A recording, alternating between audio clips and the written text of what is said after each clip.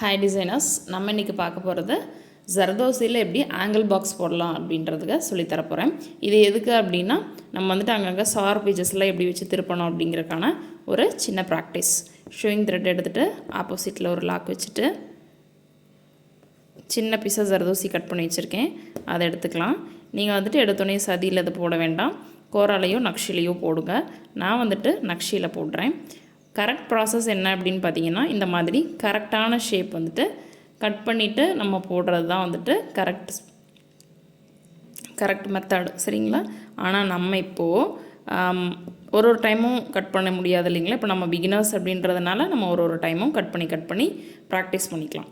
இதுவே நம்ம ஆர்டர்ஸ் எல்லாம் எடுத்து பண்ணும்போது நம்ம அப்படியே வந்துட்டு கண்டினியூ பண்ணுவோம் இல்லைங்களா. அது எப்படி அப்படின்றது தான் சொல்லித்தர போகிறேன் இந்த வீடியோவில். பொறுமையாக கவனிங்க. இப்போது இதோட தீந்துடுச்சுங்களா, மறுபடியும் லோட் பண்ணிவிட்டு பெரிய ஜர்தோசியாக தான் நான் லோட் பண்ணுறேன்.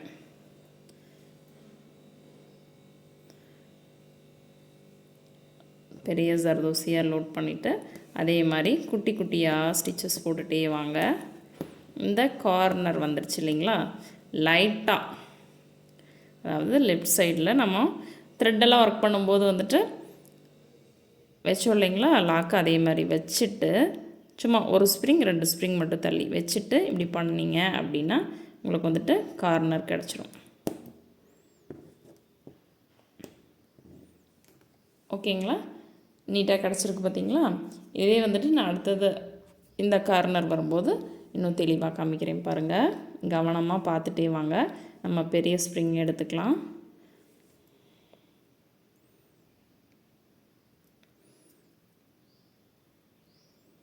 இந்த ஸ்ப்ரிங் எடுத்துட்டு குட்டி குட்டி ஸ்டிச்சஸாக போட்டுகிட்டே வரலாம். நம்ம போகிறதுக்கு ஆப்போசிட் டிரெக்ஷனில் ஒரு குட்டி செயின் போட்டுட்டு நம்ம திரும்புவோம் இல்லைங்களா. உங்களுக்கு நல்லா தெரியும்னு நினைக்கிறேன், ஏன்னா நான் வந்துட்டு சேம் கலர் த்ரெட் போடல, ஆப்போசிட் கலர் த்ரெட்டை தான் நான் போட்டிருக்கேன். ஓகேங்களா,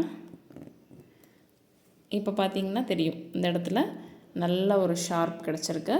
கிளாத் லூஸாக இருக்குது, அதனால் உங்களுக்கு வந்துட்டு இங்கே சுருக்கம் வந்திருக்கு, சரிங்களா. இப்போது இங்கே மறுபடியும் எடுத்துட்டு இங்கே வந்துட்டு நம்ம என் பண்ணிக்கலாம்.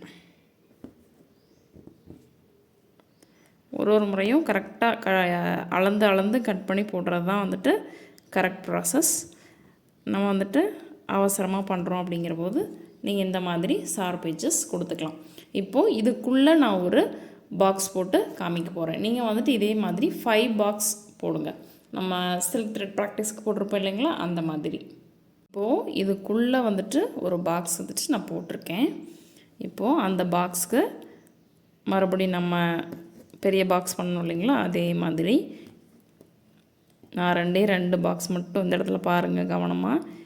இதுக்கு ஆப்போசிட்டில் ஒரு குட்டி லாக் வச்சுட்டு திரும்பினீங்க அப்படின்னா அந்த சார் பேஜ் எவ்வளோ அழகாக கிடைக்குதுன்னு பார்த்தீங்களா. ஜர்தோசியை பொறுத்த வரைக்கும் 2-3 நாள் ப்ராக்டிஸ் பண்ணிங்க அப்படின்னா தான் வரும். அது வரைக்கும் வந்துட்டு த்ரெட் கட் ஆகிறது, ஸ்ப்ரிங்காக அந்த அப்படியே பிரிஞ்சு வந்துடுறது, அந்த மாதிரிலாம் இருக்கும். வந்துடும், நம்ம ப்ராக்டிஸ் பண்ண நம்மளுக்கு வந்துடும். கொஞ்சம் பொறுமையாக ப்ராக்டிஸ் பண்ணுற மாதிரி இருக்கும். கவனமாக ப்ராக்டிஸ் பண்ணுங்கள். இந்த மாதிரி த்ரெட்டு நின்றுச்சு அப்படின்னா அப்படியே உள்ளே விட்டு எடுக்க ட்ரை பண்ணுங்கள். அப்படி இல்லை அப்படின்னா பிரிச்சுட்டு தான் எடுக்கணும். தான் எனக்கு வந்துருச்சு. இல்லைன்னா லாஸ்ட்டாக போட்ட அந்த ஜர்தோசி ஸ்ப்ரிங்கை மட்டும் பிரித்து வெளியில் எடுத்துட்டு அப்புறம் மறுபடியும் போடுங்க. இப்போது மறுபடியும் லோட் பண்ணிவிட்டு அந்த கார்னர் ஷார்ப் எட்ஜஸ் கொடுத்துட்டு இங்கே வந்தாச்சு. நம்ம எந்த பக்கம் போகிறோமோ அதுக்கு ஆப்போசிட்டில் சில்க் த்ரெட்லாம் லாக் வைப்போம் இல்லைங்களா, அதே மாதிரி வச்சுட்டு நீங்கள் ஆப்போசிட்டில் டர்ன் பண்ணிக்கோங்க.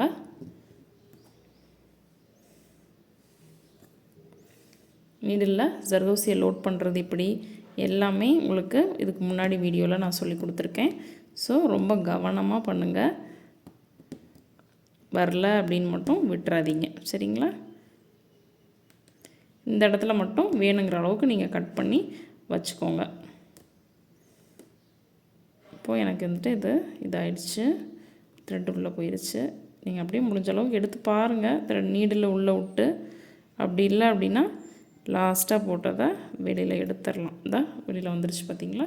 வெளியில் எடுத்துட்டு இங்கே தெரியுது பாருங்கள் இந்த நூல், இதில் பிடிச்சி இழுத்துட்டு மறுபடியும் நம்ம ஸ்டிச் போடணும். இந்த மாதிரி தான் போடணும்.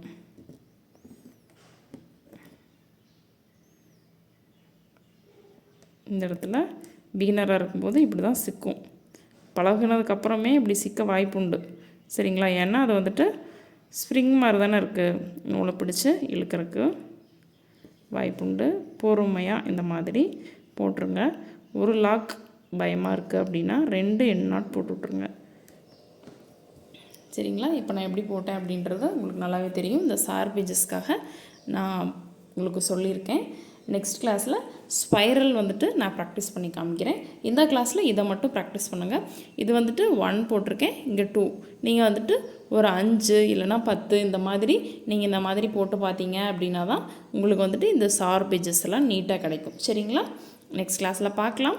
இப்போ தான் நம்மளோட வீடியோவை ஃபர்ஸ்ட் டைம் பார்க்குறீங்க அப்படின்னா மறக்காமல் நம்மளோட ப்ளேலிஸ்ட்டை 1 டைம் விசிட் பண்ணுங்கள். பிடிச்சிருக்கு அப்படின்னா மட்டும் சப்ஸ்கிரைப் பண்ணிக்கோங்க, இல்லைன்னா பரவாயில்ல, சரிங்களா. தேங்க்யூ.